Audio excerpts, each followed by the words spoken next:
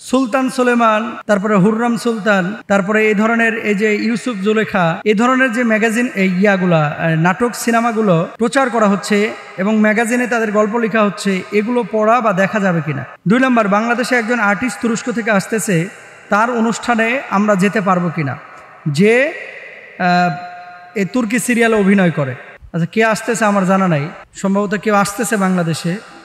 তবে প্রশ্নের যে প্রথমাংশ, দেখেন তুরস্ক আমি নিজেও সফর করেছি এবং সুলতান সুলেমানের কবর আমি নিজেও জিয়ারত করেছি আলহামদুলিল্লাহ। তারপরে আব্দুল হামিদ খান, অটোমান সালতানাতের এই যে 750 বছরের বেশি সময় তারা যে গোটা ইউরোপ শাসন করেছে, অঞ্চলগুলোর অনেক অংশ আমি সফর করেছি আলহামদুলিল্লাহ, তুরস্ক গিয়ে সফরগুলো করেছি। আমাদের বাংলাদেশে যে সিরিয়ালগুলো এবং তুর্কিরা যে সিরিয়ালগুলো নির্মাণ করেছে, এই সিরিয়ালগুলো মনে করেন ফ্রেমটা অটোমানদের রেখেছে, ফ্রেমটা, আর ভেতরের গল্প অনেক কাটছাট করা হয়েছে। কেন আমি বলি, সুলতান সুলেমান, তারপর আব্দুল হামিদ খান, তারপরে অন্য এই সুলতানদের মানে বংশধরের যে সমস্ত মানুষগুলো ছিল, সবাই যে সারাক্ষণ মেয়ে নিয়ে আর প্রেম নিয়ে ব্যস্ত থাকতো, বিষয়টা এরকম না। কিন্তু সুলতান ফাতে মোহাম্মদ ইস্তাম্বুল বা কুস্তুনতুনিয়া যিনি জয় করেছিলেন, আল্লাহওয়ালা ছিলেন, আল্লাহওয়ালা। আল্লাহ রসুল বলেছিলেন যে আমার উম্মতের মধ্যে এক শ্রেণীর উম্মত আসছে যাদের হাতে কুস্তুনতুনিয়া মানে ইস্তাম্বুল বিজয় লাভ করবে।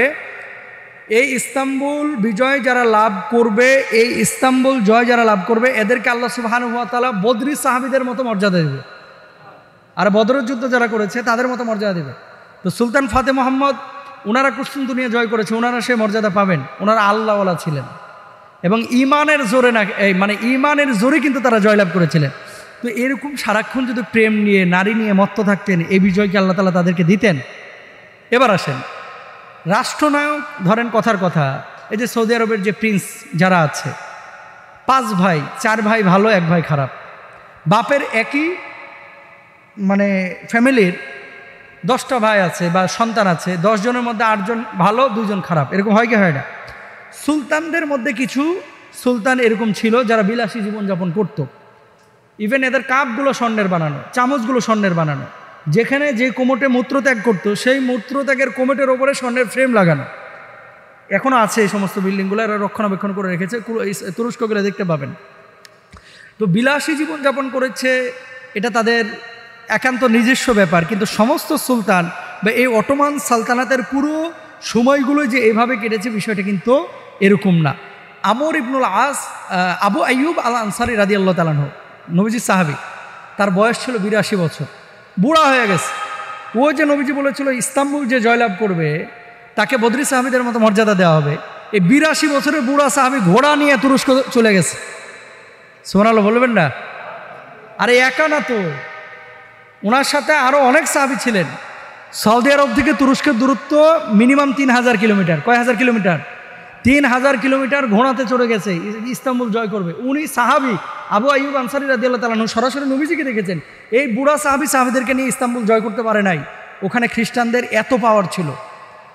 পরে ওনার কবরটা উনি ওসিয়ত করে গেছিলেন, যদি আমি এখানে শহীদ হয়ে যাই, আমার লাশটা আর ফিরে নিয়ে যাবে না ঘোড়াতে করে, আমাকে এখানেই দাফন করবা। এই জন্য আবু আইয়ুব আনসারী রাদিয়াল্লাহু তাআলা আনহুর এই কবর কিন্তু ইস্তাম্বুলের কিনারাই, তুরস্কে। অথচ নবীজির সাহাবী কত দূর, আবু আইয়ুব আনসারী রাদিয়াল্লাহু তাআলা আনহুর কবরটা আমি জিয়ারত করেছি। যেটা বলার উদ্দেশ্য, এই সুলতান সুলেমানের যে ক্যারেক্টার আপনারা দেখেন, এখানে কিছু গল্প সত্য, কিছু গল্প এখানে কাটছাট করা হয়েছে, কিছু গল্প প্রেম, রিলেশনশিপ, এগুলো এখানে ঢুকানো হয়েছে এবং এগুলো মানুষের মানে খোরাক তৈরি করার জন্য, মানুষকে একটু মানে আগ্রহ তৈরি করার জন্য, আকর্ষণ করার জন্য এগুলো করেছে। এগুলো সব কিছু বিশ্বাস করা যাবে না। আর আরেকটা বিষয় বলি, ইউসুফ জুলেখা নামে ওই যে কি সিরিয়াল চলতেছিল, এগুলো দেখবেন না, হারাম। এগুলো কি, কেন বলবেন যে হুজুর হারাম কেন? নবীদের চরিত্র এবং ক্যারেক্টার, ইউসুফ আলাইহিস সালামের চেহারা কেমন ছিল? মেয়েরা আপেল না কেটে হাত কেটে ফেলছে, এত সুন্দর ছিলেন ইউসুফ আলাইহিস সালাম। এখন ওখানে যে ইউসুফের চেহারা দেওয়া হয়েছে ইরানের এক আর্টিস্টকে, দাড়ি রাখছে ইদ্দুর, চেহারা সুন্দর, ঠিক আছে, কপালটা খোলা। আমাদের বাচ্চারা, আমাদের জেনারেশন যখন এর চেহারাটা দেখবে মনে করবে ইউসুফ নবী মনে হয় এটা এরকমই ছিল। আসে কি আসে না? তো কোনো নবীর চরিত্র কেউ এভাবে দিতে পারে না এবং এটা জায়েজও নাই। কোনো সাহাবীর চরিত্র দেওয়া জায়েজ নাই। হ্যাঁ, গল্প আকারে প্রকাশের জন্য আপনি এতটুকু করতে পারেন যে ধরেন আপনি চেহারা বানাইলেন না, ছায়ার মতো কিছু বানাইলেন, অথবা চাদর দিয়ে একজন মানুষের আকার ধারণ করাইলেন, চেহারা দেখাবেন না, সেটা আপনি প্রেজেন্ট করতে পারেন এবং সত্য ইতিহাস যদি তুলে ধরা হয় এটা জায়েজ আছে। আর ইউসুফ জুলেখার প্রেম দেখাইতেছে ওখানে নাটকের মধ্যে, হারাম সম্পূর্ণরূপে, এগুলো দেখা যাবে না। ইরান থেকে আসলে আর সৌদি আরব থেকে আসলেই সব কিছু জায়েজ হয়ে যায় না, এটা মাথায় রাখতে হবে। এই মানে 3-4 দিন না 5 দিন আগে দেখলাম কি পত্রপত্রিকায় এসেছে, সাঁতারের ড্রেস পরে এই ফ্যাশন করতেছে সৌদি আরবে, নাউজুবিল্লাহ বলেন। তো যা কিছু ওখান থেকে আসলেই সব কিছু জায়েজ হয়ে যাবে, বিষয়টা কিন্তু এরকম না। আপনাকে দেখতে হবে কোরআন হাদিসের মধ্যে কী আছে। আর তুরস্কের কোনো আর্টিস্ট যদি বাংলাদেশে আসে, যদি হালাল বা বৈধ কোনো অনুষ্ঠানে উনি যেখানে দেশের কল্যাণে কোনো কাজ করতেছে বা কথা বলতেছে, দিনের কল্যাণে কোনো কথা বলতেছে, সেই জায়গাগুলো আপনি যাইতে পারেন। কিন্তু নাচ গান করতেছে বা অশ্লীল কোনো কিছু হচ্ছে, বেপর্দাহীনতা বা পর্দাহীনতার কোনো কিছু দেখা যাচ্ছে, সেখানে আপনারা অংশগ্রহণ করতে পারবেন না। আল্লাহ তাআলা আমাদের সবাইকে বোঝার তৌফিক দান করুন।